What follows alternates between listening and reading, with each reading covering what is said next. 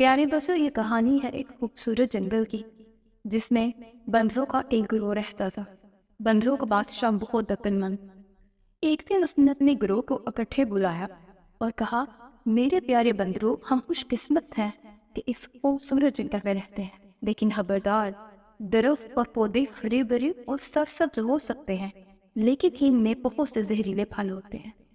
تالاب صاف چمکتا ہوا پانی ہو سکتے ہیں، لیکن ان میں سے ایک میں بھوت رہتا ہے، اس لیے پہلے مجھ سے پوچھے بغیر کچھ نہ کھاؤ اور نہ پیو۔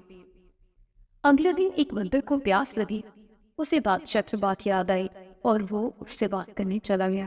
بچے، فکر نہ کرو، بادشاہ نے کہا، میں تالاب کی چھان بین کروں گا کہ یہ محفوظ ہے یا نہیں۔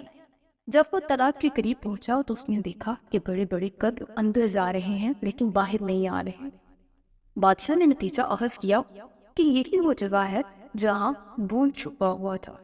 سب بندر رونے لگے اس فکر میں کہ وہ پانی کیسے پیے گے۔ بادشاہ نے انہیں تسلی دی اور کہا کہ میں بھوت کا مقابلہ کر لوں گا، اور بھوت کا مقابلہ کرنے چلا گیا۔ بھوت نے بادشاہ کو دیکھ کے قہقہا لگایا اور کہا، بڑے محمد میں ہو بندر بادشاہ، اگر تمہارے بندر تالاب میں آئے تو میں نے کھا لوں گا، اور اگر وہ ایسا نہ کرے تو وہ پیاس سے مر جائیں گے۔ بادشاہ نے سوچا، مجھے کوئی حل تلاش کرنا چاہیے۔